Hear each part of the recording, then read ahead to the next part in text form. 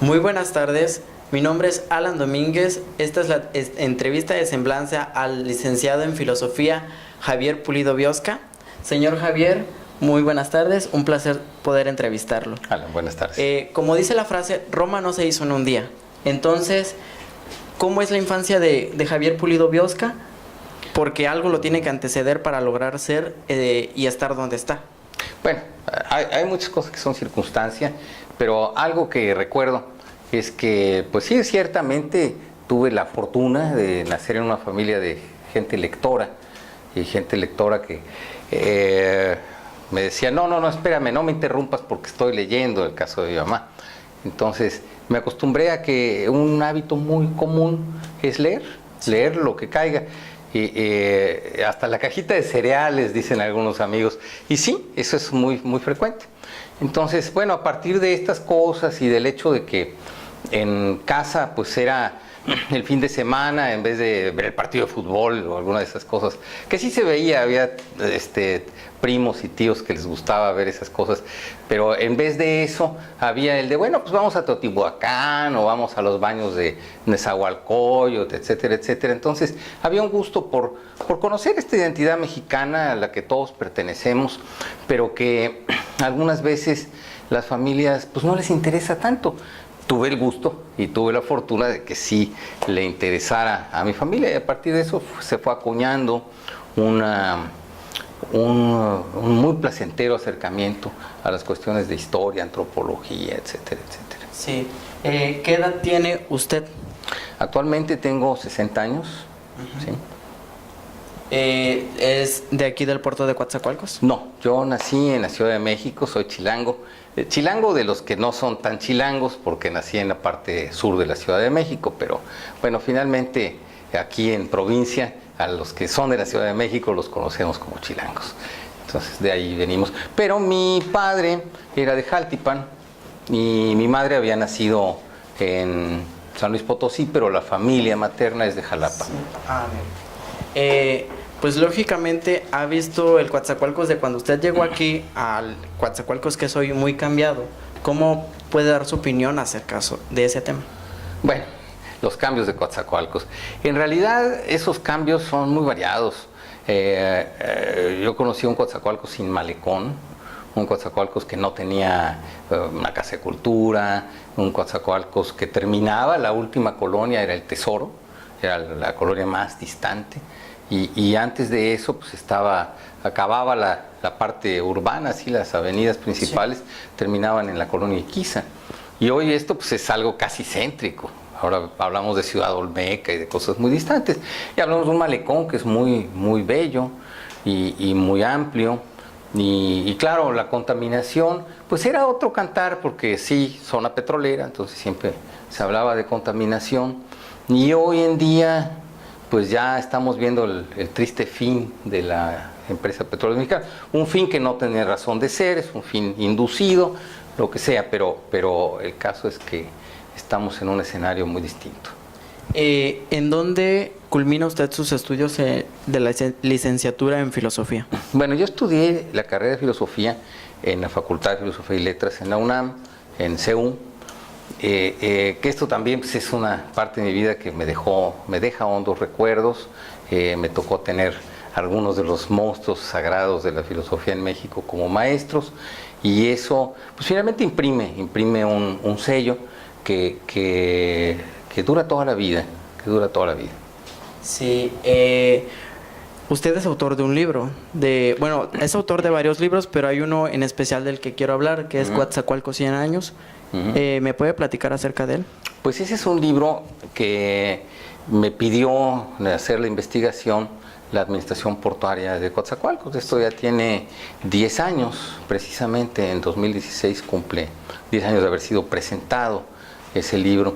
Y pues fue un reto muy agradable porque efectivamente éramos conscientes de toda la profundidad de la historia de Coatzacoalcos, pero el acceso a los documentos no se tenía, y la gente que había publicado algunas cosas sobre esto, hablo del antropólogo Manuel Uribe o de Alfredo Delgado, también historiador, y de otras personas, de Roberto Williams, también antropólogo, pues se acercaban mucho a las cuestiones más indígenas, más de la historia de la región, pero en concreto el de la historia de Coatzacoalcos no había publicado nada basado en documentos. Entonces el primer reto fue el echarse un clavado a los archivos de la Nación, al Archivo General de la Nación, que hoy está en Lecumberri y que es uno de los archivos más grandes en Latinoamérica. Es un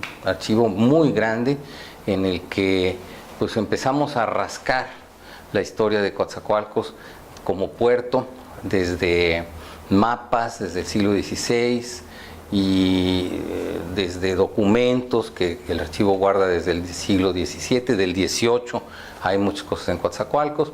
Esto nos llevó a otros archivos, incluso al Archivo Naval de Madrid. Curiosamente, el archivo naval está en la capital, no está en ningún puerto. Y bueno, el trabajo fue largo, fue prácticamente un año de trabajo de investigación, y obviamente los trabajos de investigación son costosos porque hay que viajar, hay que estar 15 días en la Ciudad de México, entonces hay que pagar los gastos de hotel, comidas, y aparte pues el adquirir los documentos, que también es otro costo. Y todo esto, y el tiempo de trabajo pues es de tiempo completo. Entonces no solo fue un trabajo de tiempo, sino un trabajo caro y un trabajo que por primera vez se presentó al público una historia del puerto, que además pues, Coatzacoalcos es un puerto.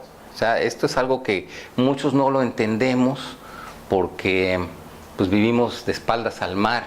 Sí. Pero Coatzacoalcos es un puerto, y lo que le da vida a Coatzacoalcos es el ser un puerto. Entonces pues, se presentaron a la luz pública una serie de datos de puertos que no se conocían, y que fue un esfuerzo de la administración portuaria por dar a conocer por primera vez esta historia. A partir de eso, bueno, ha habido algunas cosas extras, algunas cosas puntuales que hay que investigar. Ha habido, por ejemplo, cuando se hizo esta cuestión, este trabajo en 2006, no se habían encontrado esos restos olmecas que se localizaron en Allende. De manera fortuita, al hacer la perforación, la excavación para hacer ese túnel, que es un proyecto fallido, pero lo que no fue fallido de ese proyecto fue precisamente que se encontró una base documental, vestigios arqueológicos de un puerto olmeca. Entonces, cuando hicimos el libro, nosotros suponíamos, basados en lo que decían los arqueólogos, suponíamos que en Coatzacoalcos debió haber habido un puerto olmeca, pero no teníamos certeza documental. Precisamente fue hasta 2007 cuando se encuentran estos vestigios, o sea, un año después de haber presentado el libro, se encuentran los vestigios. Y hace un trabajo documental, precisamente el arqueólogo Alfredo Delgado, y esto nos permitió hacer una reedición del libro de 100 años, que conmemoró los 100 años de inaugurado el puerto moderno, llamémosle así, en la época de Porfirio Díaz, en 1907. Entonces, hace 4 años publicamos este libro que dijimos, bueno, aquí son 30 siglos de puerto, porque hay un puerto olmeca que data de 3000 antes de Cristo. Entonces tenemos 30 siglos de puerto. Y esto, claro, ahí hay evidencia documental. Entonces, bueno, las hipótesis no son lo mismo que las evidencias documentales. En historia te puedes permitir hacer hipótesis, en todas las ciencias, pero esas hipótesis las puedes ir confirmando de manera racional.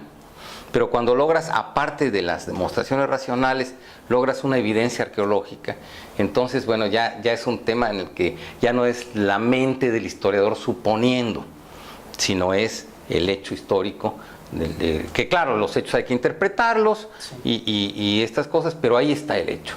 ¿Sí? Esta es una cosa que ha cambiado de cuando se hizo este libro a la época actual. Ok, ya que me tocaba usted el tema de que la colonia más alejada era la del Tesoro, ¿qué opina o cuál es su perspectiva acerca sobre la expansión que hay en la ciudad y principalmente hacia el poniente? Bueno, es que es el único lugar hacia donde puede crecer la ciudad de Coatzacoalcos. Hacia el oriente, pues tenemos un río, Sí. y de ahí viene pues una congregación, la principal congregación, que ahora es Villa, la de Allende, y que tiene una historia en algunos momentos paralela a Coatzacoalcos.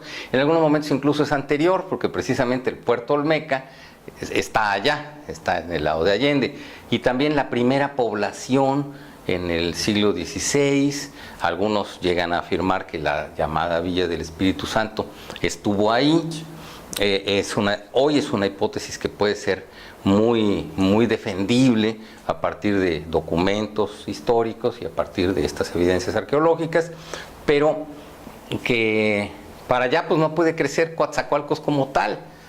Tendría necesidad de un túnel en serio o de un puente en serio que se construyera, y estas cosas hoy por hoy son imposibles para un país cuya riqueza se va hacia el extranjero y no queda ni para México ni para los mexicanos.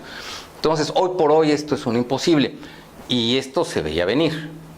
Y en cambio para el poniente, pues es muy permitido el que crezca la ciudad para allá. Lo que no ha crecido es la infraestructura urbana. Entonces ahí hay un problema que a largo plazo va a seguir generando conflictos, porque hay una infraestructura de malecón, pero es la única vía oriente-poniente. No hay otra vía. Está la Avenida Universidad, que tiene partes que son muy conflictivas, y debería haber otra vía alterna que no se ha construido. Hay proyectos, pero no se ha construido esa otra vía alterna. Entonces, esto hasta pensar en la altura del Itesco, ¿no? Más o menos con el río Calzadas. La otra parte que va para Ciudad Olmeca, pues también es conflictiva. No hay áreas verdes, que es uno de los grandes problemas. No hay parques. Entonces, y cada vez más se están reduciendo esas áreas verdes hacia esa área, con un bosque de concreto que es pavoroso, y unos problemas de tráfico, unos problemas sociales que son pues muy grandes, y que así no es como creo que debe vivirse. Sí, debería darse más estos espacios a las áreas verdes, a una buena calidad de vialidades, un buen tratamiento de efluentes, de aguas negras, etcétera, etcétera, que es otro de los problemas que tiene Coatzacoalcos. Sí, respecto a la demolición de la catedral de la ciudad, ¿cuál es su perspectiva hacia esto? Es conflictiva. En realidad, Coatzacoalcos ha tenido edificios muy buenos, muy dignos de mención, como por ejemplo el que todavía está en la esquina de de Hidalgo con Corregidora, lo que fue el Hotel Brunet, y en algún tiempo ahí hubo un casino Puerto México. Ya esto, o sea, son paramentos de calidad que se han conservado porque el dueño ha decidido conservarlo. Pero también en esa misma área de la ciudad hubo un Hotel Tubilla, que era también un paramento de mucha calidad, con una imagen urbana muy atinada, que de repente los dueños decidieron venderlo y los nuevos dueños decidieron tirarlo, así como tan fácil, porque no hay ninguna regulación que diga qué tipo de construcciones deben conservarse. Y esta es una regulación que la debe hacer el ayuntamiento. Entonces aquí hay una omisión de parte del ayuntamiento.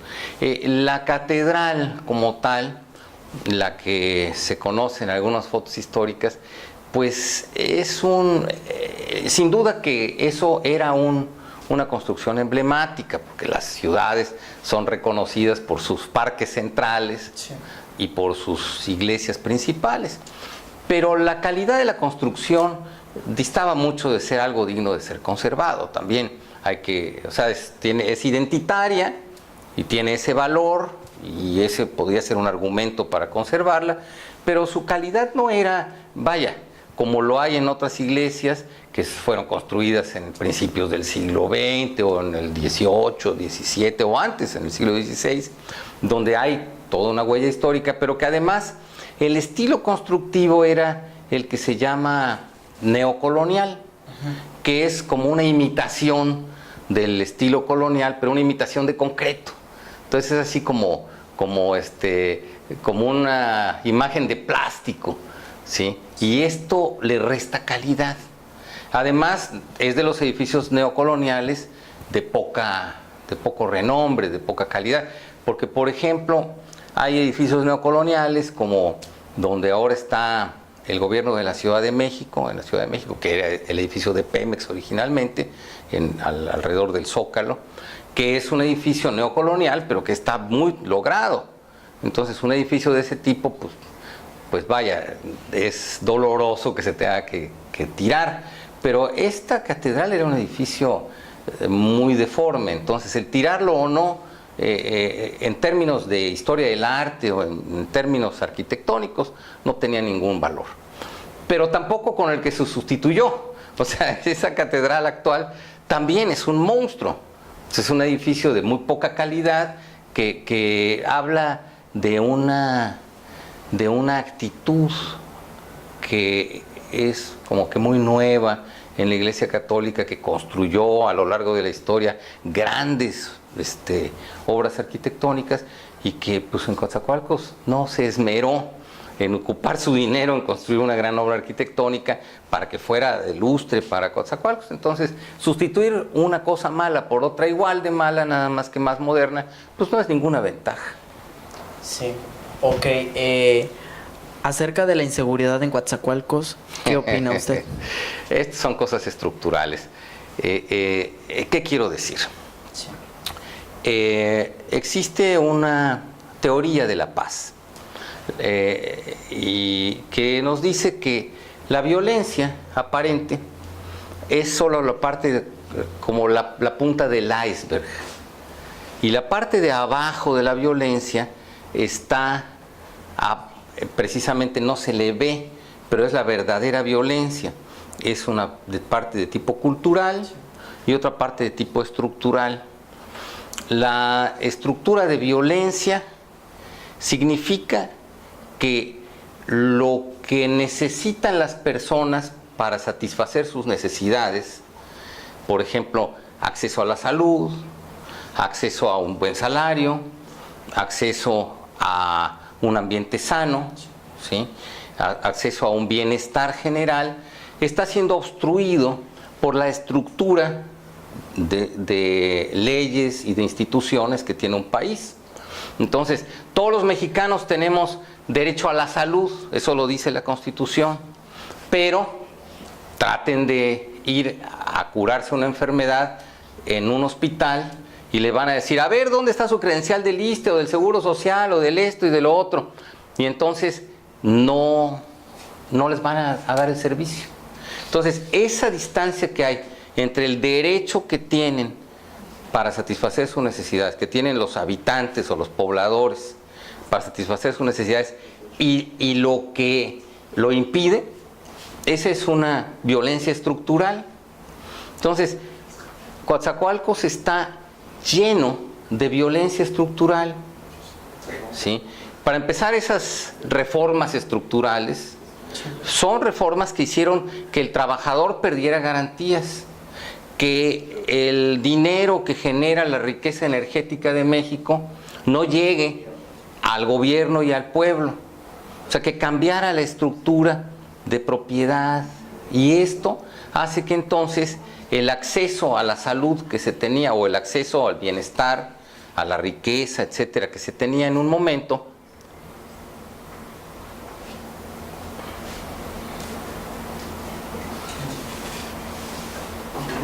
cuando te hagan así las muchachas que se pausan, pero la siguiente pregunta, la agarró más el señor. No volteé. No, voltea, porque tienes que voltear, tienes que estar viendo. Es que muchas veces se ríen y me van a hacer reír. Es de no volteo. Lo que pasa es que por ríete, dijiste que ¿cuál es el problema? nos van a cambiar el ángulo, el equipo a un lugar. Entonces lo que estamos tratando de decir. Sí. Ahora sí. Ya, bueno, es que tengo que centrarlo porque está muy descuadrado. ¿De acá lo vas a jalar? No sabía. No, tú te puedes reír también, ¿cuál es el problema? Señor, No te des mal. nada más voltea la cámara, no nos voltea a ver a nosotros. Pónganse así para que entonces ya... Sí. Que esté en línea. Sí se ve, Sí, perfecto. En el celular. Tienen alguna solución incluso que la Quiero centrar no quiero ofender. No, mira. Yo también soy de Jalapa. Jaltipan. Ah, bien, bien. Yo soy de... Sí, yo paso Sí, te empezaste a reír. Cristo Jesús. No, cuidado, no rompan nada, por favor. ¿Qué tal? 18 minutos. Bueno, 18 minutos efectivos, ¿no? Uy. Extiende. No tanto. Sí, tu entrevista son 8 minutos más. No. Son 26. Son 26. Son 26 más la entrada y la salida van a ser media hora. Pero luego editas y ya le quitas. Sí. Voy a ir Otra cosa. No sé, ¿me da permiso de mover esa caja? Como, no sé si se puede. Se ven muy feas. No. Lo rojo No, es que como se ve lo rojo, no me... es muy llamativo. No, está... Está todo atorado, ¿verdad? Sí, es grande. Habría que ponerle algo encima. No. O no podemos sacar los rollos. Una Nomás eso, lo que silla. se ve, lo rojo. O una silla le O pones métele el más rojo, lo no más rojo. rollo. Nada más leche. Ajá, saca. Y ya hay otro rollo. Que todo lo rollo. Aquí pongo. Ya. Con eso ya bastó. ¿Podemos hacer esa pregunta de la inseguridad? Sí. No, ya Porque lo dejó inconcluso. Ese también. ¿En qué se quedó? Este también. Sí, claro. Y también el toldo ese se ve. No, yo pienso que... No, es que como todo está blanco. Sí, brinca, claro. Entonces sí. ¿En qué se quedó? Haz tus... ¿Se acuerdan? Sí. Ah, pues entonces sí, Empezamos desde ahí. Sí. 3, 2, Ahí le ponte los... Q. Bueno, sí, entonces estas cuestiones estructurales son lo que es violencia, o sea, la diferencia entre lo que necesita un ciudadano y la satisfacción de esa necesidad. Toda esa distancia que hay, o sea, necesitas trabajo, pero toda esta distancia, y bien pagado, pero toda esta distancia hace que no se encuentre. Entonces, esta es una situación de violencia. Y esta es la causa de todas las formas de violencia que hay en una sociedad. Entonces, estas cuestiones de inseguridad se van a resolver el día en que la estructura de gobierno del país decida que el ciudadano tenga acceso expedito a la seguridad, a los servicios sociales, al trabajo, ¿sí? Y a esta comodidad, a un buen salario. En ese momento desaparecen, porque lo que se ha propuesto, y es un error, y eso es algo que están proponiendo políticos de todas las naturalezas, es que haya más policías, o sea, que haya un policía para cada persona. Bueno, muy bien, ese policía va a cuidar a cada persona, pero ¿y quién va a cuidar a cada policía? Va a poner otro policía para cuidar. Entonces va a ser un regreso al infinito. Sí. Y no es con policía que se resuelven las cuestiones de violencia, sino es reduciendo la violencia estructural.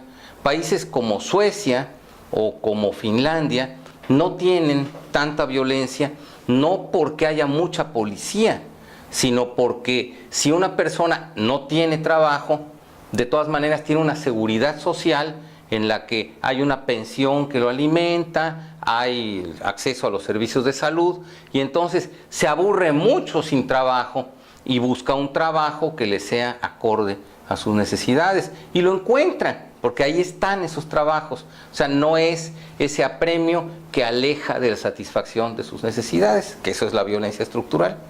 Entonces, el día que se reduzca esa violencia estructural, se acaba o se reduce la violencia y la inseguridad y todos esos cuentos. Lo demás que dicen es precisamente una manipulación política. Y eso pues hay que señalarlo, no va por ahí. Sí. Bueno, en cuestión de la educación, quedamos claros en que el futuro de Coatzacoalcos son los jóvenes. De que de ahí dependerá cómo va a ser el Coatzacoalcos de mañana. Entonces, ¿qué mensaje le podría dar a los jóvenes para motivarlos a que estudien, a que se formen personas de bien? Bueno, yo creo que desde el momento en que son jóvenes ya son personas de bien. O sea, el ser joven es una naturaleza benevolente, ¿sí? Es el creer en la vida y esto es muy importante.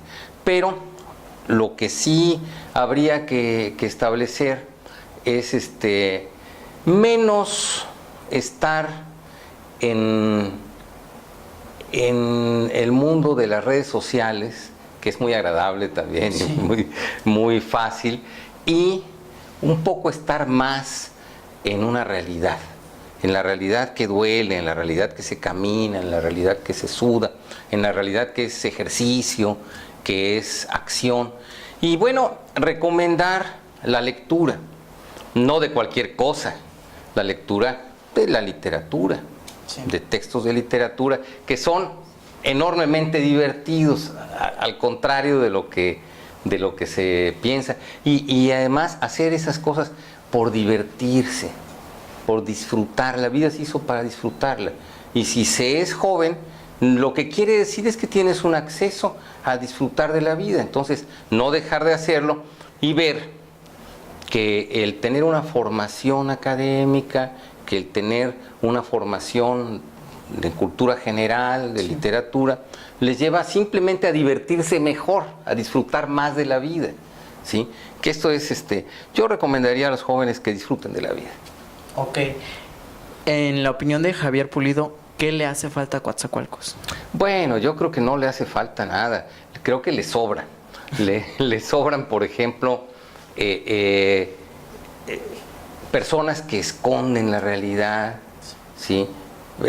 Principalmente políticos, que son los que esconden las cosas, de que no dejan ver qué es lo que está sucediendo allá detrás de los muros de la tesorería, etcétera, etcétera. Entonces, lo que creo que haría falta es transparencia. Sí. Sí, esto fundamentalmente. Y también hacen falta lugares en la que se pueda divertir de manera alternativa. O sea, por diversión muchos entienden, no, pues me voy a ir a echar mis tarros de cerveza en el fin de semana. No está mal, pero hay muchas otras formas de diversión que están haciendo falta. El acceso a museos, que sí hay museos, pero son algo muy ingente y además muy monótonos. Vas al museo y 6 meses después vuelves a ir y tienen lo mismo. Entonces pues ya no tiene caso ir. Sí. Y darle dinamismo a eso y darle dinamismo a las actividades culturales de todo tipo. O sea, que puede haber conciertos de jazz. ¿A cuántos conciertos de jazz se tiene acceso? Sí hay de repente, pero ¿cuándo nos enteramos? Ya que pasaron. Entonces estas cosas que son alternas, que son un atractivo para disfrutar una ciudad, pues no. Entonces se da el resultado de que alguien termina su carrera y dice, no, yo voy a otra ciudad donde pueda ejercer mi profesión. Y esto pues es talento que está perdiendo Coatzacoalcos.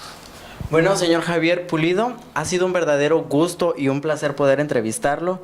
Esperamos que se repita en alguna otra ocasión y esto ha sido todo por nuestra parte. Muchas gracias. Gracias, Alan. Ok.